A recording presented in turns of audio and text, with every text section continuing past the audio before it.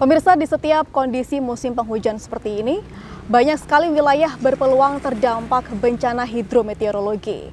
Bencana yang dampaknya dipicu oleh cuaca dan iklim dengan berbagai parameternya ini sedang melanda banyak daerah di Indonesia, khususnya di Kabupaten Jember. Seperti hujan deras, angin kencang, banjir bandang hingga mengakibatkan tanah longsor sudah beberapa kali terjadi. Hal tersebut seakan-akan membuat masyarakat kerap kali dihantui rasa khawatir, cemas, was-was di setiap kali musim penghujan datang. Lalu seperti apakah kondisi terkini di Kabupaten Jember dan bagaimana upaya yang dilakukan oleh Badan Penanggulangan Bencana Daerah Kabupaten Jember sendiri? Selengkapnya akan kita bahas bersama saya Pia Mediana dalam Tajam Dialog.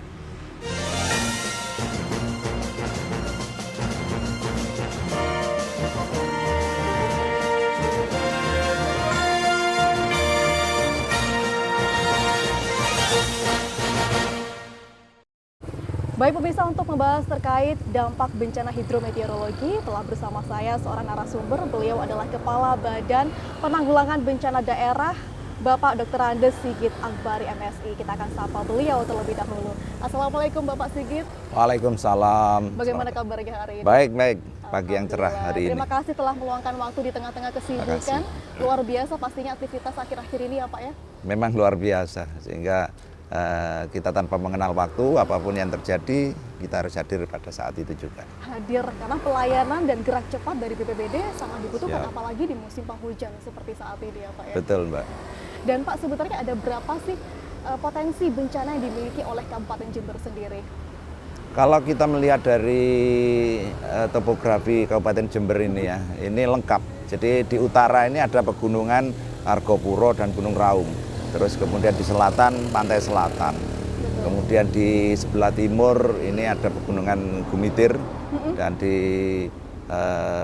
sebelah barat ini perbatasan dengan Lumajang. Jadi kalau melihat dari kondisi seperti itu, jadi memang lengkap kejadian-kejadian yang kemungkinan akan terjadi di Kabupaten Jember itu. Yaitu mulai dari longsor, kemudian banjir, kemudian angin rob, puting beliung. Bahkan kemungkinan kadang-kadang prediksi dari BMKG itu juga muncul bahwa akan terjadi adanya tsunami. Walaupun itu kita berdoa jangan sampai itu terjadi kan gitu ya. Jadi cukup banyak dan tentunya kita harus siap betul apabila itu terjadi, sehingga sedini mungkin, sedapat mungkin kita bisa mengupayakan supaya tidak terjadi korban baik jiwa maupun harta benda. Gitu. Dan melihat dari potensi bencana tidak hanya di musim penghujan saja ya Pak ya, melainkan Betul. di musim kemarau pun kita juga bisa terdampak bencana. Ya. Dah mengaca dari pemetaan di Kabupaten Jember, melihat dari kondisi geografis, topografi dan lain sebagainya, ada berapa titik rawan yang sebetulnya dimiliki oleh Kabupaten Jember Pak? Baik. Titik rawan, kalau kita melihat dari sekarang musim hujan, ya tentunya titik rawan ini yang kita waspadai adalah banjir dan longsor gitu ya. Titik rawan ini ada di 12 kecamatan, ada 12 titik itu yang mulai dari Panti, kemudian Rambi Puji, Tanggul, Sumber Baru, kemudian Semboro, Ambulu, Tempurjo, kemudian di Mayang, dan lain sebagainya itu. Ada beberapa titik yang terkait dengan banjir maupun longsor. Tapi akan lebih banyak titik apabila terjadi angin rob atau puting beliung, yang itu tidak bisa kita prediksi munculnya di mana. Kadang di Balung, kadang di Pakusari, di banyak tempat yang kita tidak bisa memprediksikan itu. Itu karena mungkin adanya satu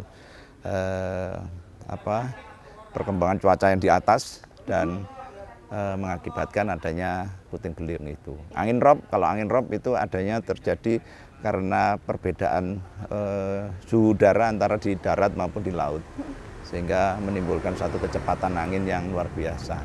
Kalau angin rob dampaknya akan merata kerusakan, mungkin di gedeng-gedeng masyarakat. Tapi kalau puting beliung itu naik turun kena di mana-mana gitu. itu yang Nah, terjadi. berbicara tentang angin kencang ini ya Pak ya, Ya.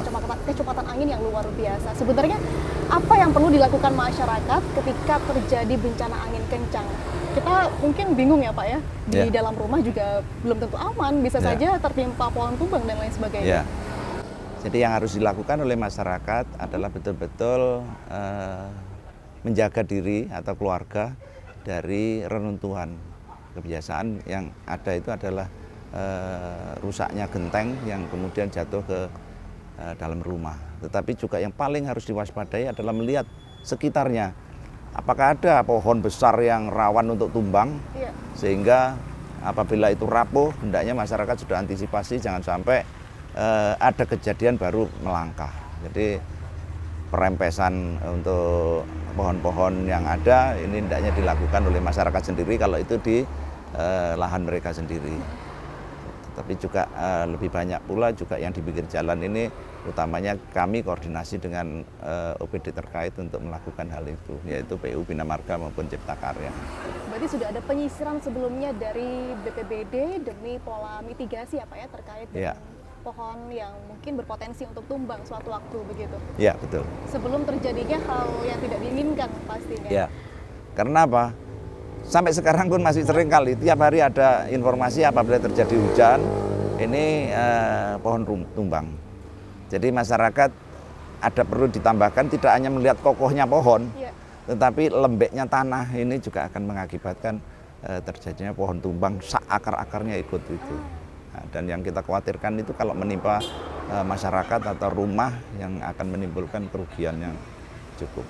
Dan tim dari BPBD pun sudah membaca itu ya Pak ya, terkait dengan kelembekan tanah ataupun kerapuhan sebuah pohon yang perlu ini untuk ditebang dulu sebelum roboh begitu ya Pak? Ya, jadi upaya kami karena luasnya Kabupaten Jember ini hanyalah memberikan satu motivasi aja kepada masyarakat secara beranting.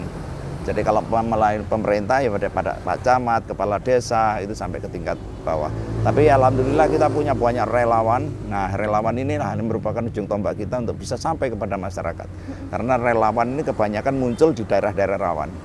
Dan mereka sangat militan dan paham betul kaitan dengan penanganan selain karena memang kita seringkali mengadakan pelatihan. Ada pelatihan juga ya Pak? Ya. Nah, itu suatu bentuk pencegahan juga dan Betul. tindakan mitigasi betul BPBD. ya. Selain juga melatih, ada juga relawan yang sudah siap siaga ketika bencana terjadi di setiap desa atau daerah, Bapak, kalau boleh tahu. Iya, jadi ada kalanya kemampuan mereka melampaui dari kemampuan kita. Contoh, SAR rimba laut, terus kemudian berandal alas. Itu mempunyai spesifikasi kaitan dengan laut. Jadi kalau ada laka laut yang ada korban yang hilang, saya malah mewanti-wanti teman-teman TRC kami, jangan turun ke laut, nanti tambah korbannya. Mereka cukup lebih paham, apalagi juga ditambahkan oleh Basarnas. Jadi spesifikasi seperti itu yang kita jadi unggulan untuk siapa yang di depan di dalam hal penanganan bencana. Berarti ada pemetaan tim tersendiri sebelum menuju ke lokasi dan melakukan penyelamatan, begitu ya Pak ya?